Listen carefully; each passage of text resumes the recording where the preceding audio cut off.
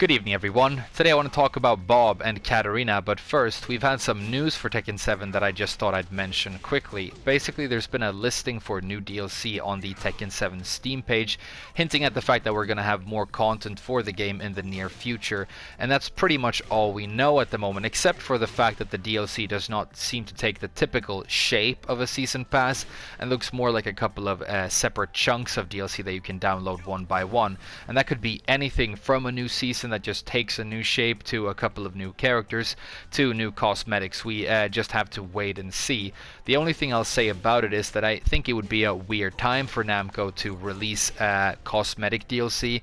They obviously know that we're at a time where people have massive blue balls about new characters, and there are all these rumors about guest characters in Final Fantasy and all the rest of it, and to cuck everybody with a completely cosmetic DLC where you get like bigger boobs for geese is kind of a weird move right now, but who knows. My big prediction is that we're going to see major new content for the game unveiled at one of the major tournaments that are coming up pretty soon, and I feel very certain that that's true, but I have no solid information. I've said this many times, but I think Tekken 7 will be remembered as a golden age of Tekken, one of the golden ages of this franchise, and one of the best entries the series has ever had. But we also have new consoles and the next generation of home video gaming on the way next year. So are we going to see an updated version of 7 for those systems? Are Namco already working on 8, Tag 3, or Tekken Cross Street Fighter? We don't know, but all I can say is that I'm pretty sure that there's plenty of steam left in this version of the game, and it's just going to keep on getting better and bigger in the near future.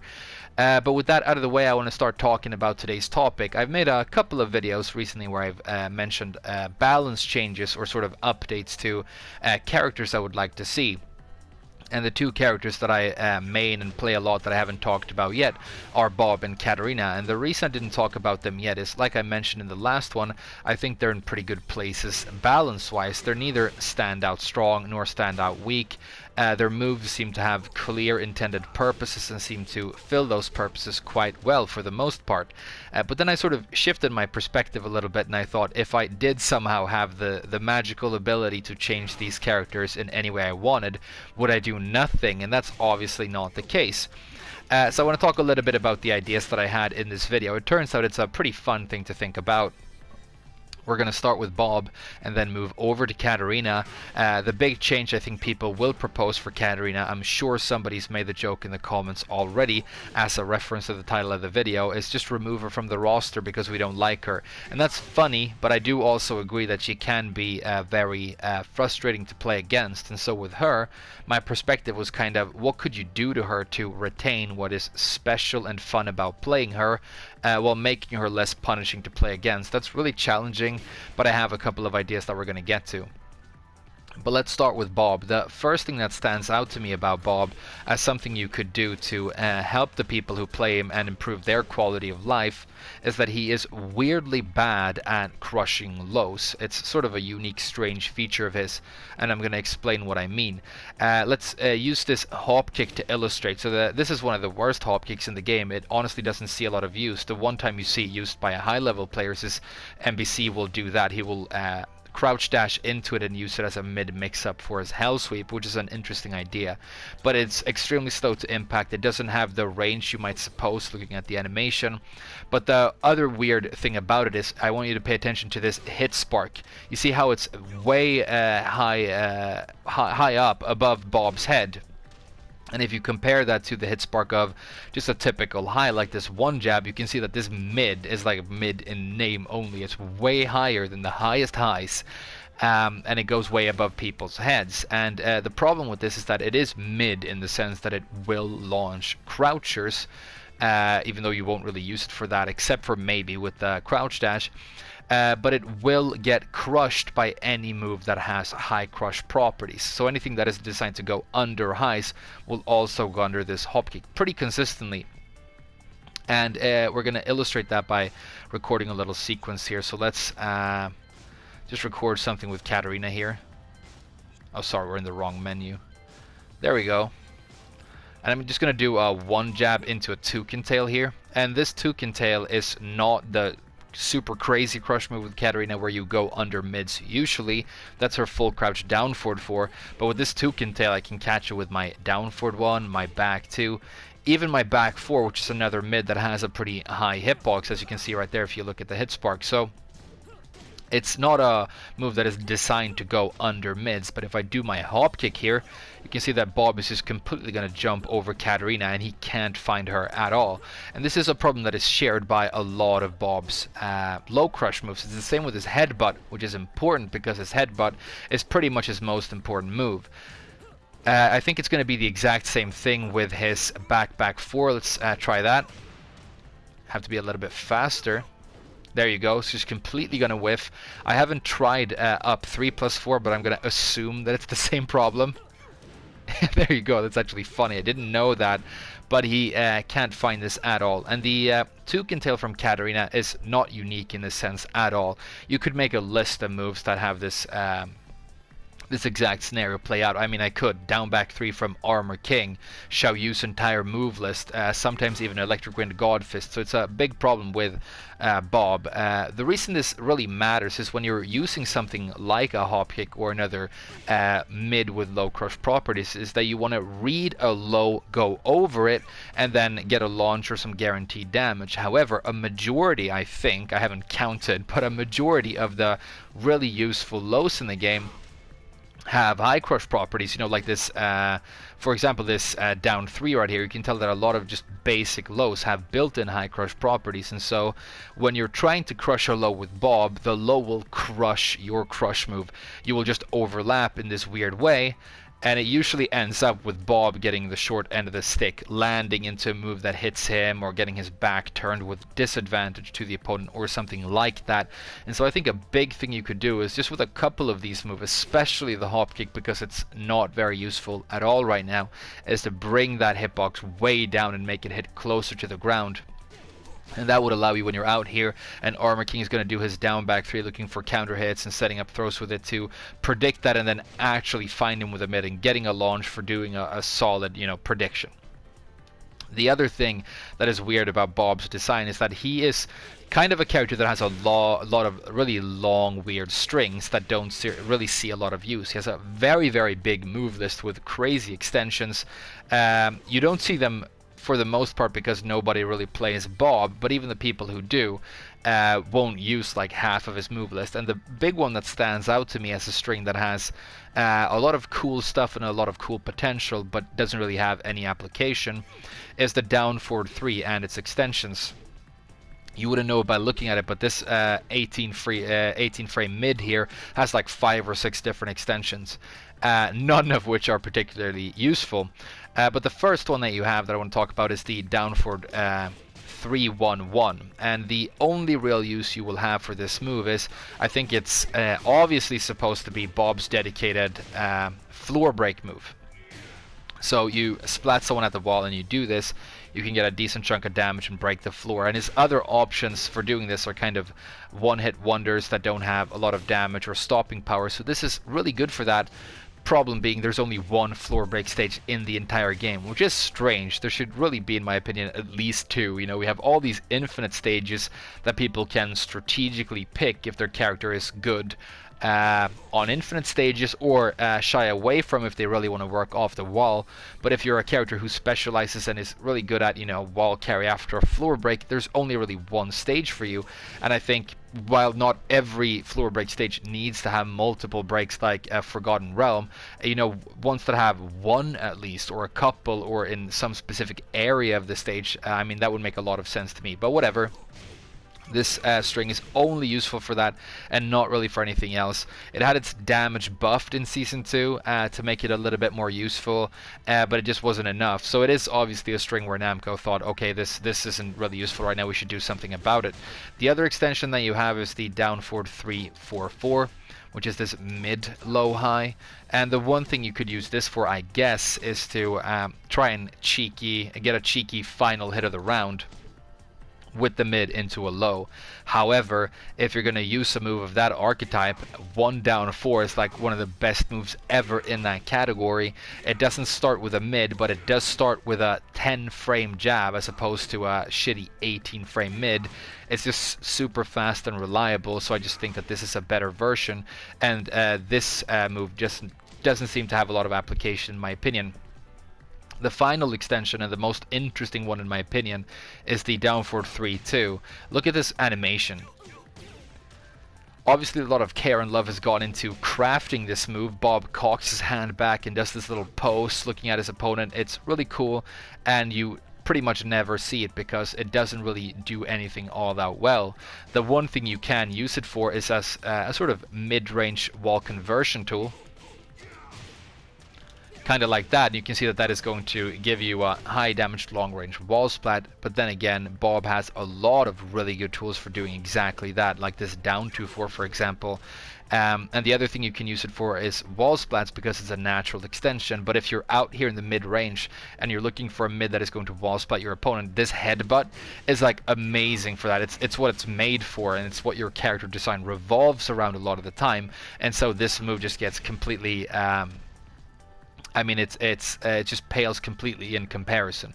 And so my idea for what you could do for this string to make it more useful and make it see more use is to bring the impact frames of the initial hit down. And I think you could actually bring this all the way down to 15 and still have the move be perfectly balanced. It could maybe mean that you could use this string a little bit more and fish for counter hits with it, but the big thing it would do is allow this down forward 3-2 to be a reliable mid-range whiff and 15 frame block punisher. And it's important for Bob to have good 15 frame block punishment in my opinion, because his most famous aspect as a character is that he doesn't have fast launchers. Almost all characters in the game have a reliable 15 frame mid launcher where they can launch their opponent for a combo. If they don't, if they're on the weak side, they have something at 16. If they're on the strong side, they usually have something at 14, but with a major downside. With Bob, his fastest standing launcher is 18 with a downside, which is really unique and really weak in that sense, but it's sort of what makes Bob really special and fun to play with. You can't just prey on a hop kick and hope that the properties will overlap in a way where you get a huge chunk of damage from a combo and run away with the win. You have to be more deliberate and more creative with the ways you find your damage, and I think that's very special and very smart, and I would never change that about Bob. I would never say, bring this down to 15. However, if you aren't going to get a launcher at 15, you should probably have something that is standout powerful for a block punisher at 15, so that you could at least keep up on your blocking stuff, around that range, even if you're not going to get the combo. And so what you have right now, what I use is back 4-4, which is 35. That's pretty cool. At 14 you have this thing, which I don't like. The input is awkward. It's difficult to do on a dime. It's really a strange input and a strange string overall, with the key charging thing you can do and everything else. But I think if you were to bring the down forward 3 down to 15, this down forward 3-2 is all of a sudden a really powerful and reliable mid for 34 right here, and you could even bump the damage up. I think if you're not going to get a launcher, then you should get somewhere between 35 and 40. Maybe make this do something as much as 38. It's really high, but it would make sense to me, and then it would be something you really had to look out for when you're playing, with your back against the wall against Bob as well, which you already have to do because of, this stuff. But those are just two changes that come to mind, things that I would tune with Bob, and that's really about it. I mean, overall, amazing character design and a lot of fun to play. Next I want to talk about Katarina, and like I said in the beginning, my main sort of perspective when I thought about this character is there a way where you can make her less frustrating to play against, give her, she has image problems, she has a reputation problem, which is so sad because, like I've said many times, I think this is a character that looks amazing. I love the fact that she's a kicking character with the long legs, the great personality, a lot of flair, beautiful animations. I love the big bug eye sunglasses and everything else, and amazingly fun to play, but then people shy away from her because she has this reputation for being quite cancerous, and so can you do something about that? And I have a couple of ideas. They're mainly going to take the shape of nerfs, which is sad because, like I said, I don't think this character is too powerful, and if you're going to nerf her, there are other characters you definitely should nerf first. However, these are nerfs that would make her, I think, a little bit more forgiving to play against. So first things first, it's very simple, and it's something that I think you should carry across the entire roster, is remove any crush properties from the hopkick that aren't low crush properties. I mean, hopkicks are designed to go over lows and give you a launch when you do, but there are a couple of hopkicks in the game, Claudio, Chloe, Katarina, where you will sometimes go under stuff, and the reason that happens is in Tekken we don't really have hit and hurt boxes per se. We have complex character models that overlap in all these interesting ways. It's why this is, such an amazing game, and why, the 3D space really matters. But to make a character jumping off the ground look natural, they have to get momentum by bending their knees first, and during that animation your head will dip down, allowing you to sometimes crush highs and sometimes even crush and go under mids. And whenever that happens, it just feels like theft. I completely agree with that, and it's something that I think should just be removed from the game. The one instance where I think it's okay is Lucky Chloe, because it's obviously intentional with hers, because she has two hopkicks, one that has the crazy crush properties. I'm losing my ability to speak English here. I should really have a drink. But one that has crazy crush properties for both lows and highs, but it's launch punishable, and then she has one other hopkick that doesn't. And so her crushing hopkick is supposed to be something more akin to a lightning screw probably, but with this, just allow it to retain its great low crush properties, but just remove everything else. The other thing with Katarina that feels frustrating is that she will tear such huge chunks of damage off of her opponent reliably, and you make two mistakes and the round's over. That's a suboptimal combo with a wall ender for 101 damage without rage, which is extremely high. There are characters who can do similar things, but I do agree that that's a lot. Now Katarina has another wall ender, jab down forward 1-3 series, which is very reliable and cool, and would work fine as a go-to. It even works on small hitboxes. But if you compare this 89 to the 101 that she got previously, it's a pretty major nerf. But I could actually see that this stomp being removed is something that maybe makes sense. It would be sad because it's like the one advanced thing that Katarina players have to worry about right now, where you really have to worry about, execution, timing, and you take a significant risk when doing it. But maybe it does seem fair when you consider that she has a lot of other good options for her wall combo. The next big thing I want to talk about is slide shoot. Slide shoot is this, sorry, not slide shoot. Slide shoot is the low, axis ramp is the mid. This mid here is something that Katarina will continuously just collect guaranteed on the ground after hitting with stuff. Slide shoot at the wall, Harrier 3, a couple of different counter hit moves, 4-4-3 of course. And because she does it so often, multiple times in a single round, a tiny adjustment to the damage of this move, the damage it does on the ground, would actually make a big difference. And I think taking it down from 20 damage with the 80% scaling to something like 18 or 17 is like already a really, really significant change. Another scenario where she gets a lot of damage, and another move I really want to talk about, is this toucan tail that we used in the Bob example earlier. This is a very important move for Katarina. For example, if I'm playing her against a Kazuya and he's like keeping me out, he's doing like preemptive electrics, and I'm really scared about going in. I don't want to go in and duck trying to go under an electric, because I'm just going to get an axe kick to the head and get launched anyway. But if I have this, I can sort of half anticipate a move, go in and under, and now I'm close to my opponent where I want to be, and I even have access to full crouch, where I can start full crouch mixing up, which is powerful to Katarina because of this low right here. So how could you change this move to make it less frustrating but allow it to retain that property? Well, I think the first thing you do is you remove the counter hit property, because the counter hit damage is just a little bit bonkers. If you crouch cancel, you get 49, and when you don't get the 49, you can still get, I think it's 41 for this, and 42 for the axis ramp. So it's really, really big, and if you just remove that counter hit property, you could actually and you bring the damage of the move down. I mean, 21 is a little bit too high. If you bring it down a little bit, you could make this impact faster and make it more forgiving on block, making it more of like a long range low poke. So you don't get the counter hit damage, you don't even get damage this high, but you still have the ability to go in and under something, be, you know, in your spot where you want to be, dangling your titties in their face, and then you're going to mix your opponent up for damage, and the opponent has the opportunity of dealing with that mix up, and so the damage isn't front loaded in that sense. You have to sort of jump over at least one hurdle to get to it. It might seem like this, if it were faster and maybe brought down to minus 13 or 12, would be a very frustrating low poke to deal with.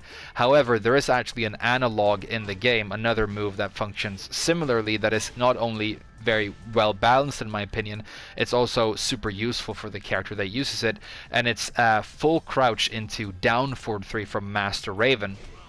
If you think about that setup and move, super useful for her. She can go out from like way down here because of the range of the crouch dash, and she can hit her opponent in the legs with an animation that looks like almost identical to this toucan tail. And I think it also makes sense because with Master Raven you have to do the crouch dash and then cancel into crouch, and she's supposed to be a kind of an advanced character. With Katarina, who's designed to be easy access and good for newcomers, you kind of have the properties right there if you just do the input of the move with the down forward 3+4. And I think with just a tiny change to the damage of the access ramp and change to the overall properties and application of Toucan Tail, and then maybe a slight nerf to the wall damage, I think you have nerfed Katarina, which is unfortunate, but you've made her a character that can still be extremely fun for the same reasons for everybody who wants to play her. But maybe you know, the community at large can actually open up their eyes to the fact that this is one of the coolest and most inspired designs that Namco brought into the new game, and she deserves to be, you know, carried forward and eventually becoming a Tekken Classic character in my opinion. You know, I want Katarina to stick around. I think she fits in perfectly alongside, you know, the old-timey classic characters that came in and made a splash and then stayed forever, you know, like Horong for example. But I think that's going to wrap it up for this video before I start repeating myself. I mean, I could, as you can probably tell, talk about this for ages. I love these characters and these designs and this game, and it's very interesting to know that we have more content on the way. So that's going to be it for this one. Definitely let me know what you think about these characters and your own ideas, and also what you think about the DLC rumors and, you know, what's on the horizon for the game. But for now, thank you so much for being here, and I'll see you guys in the next one.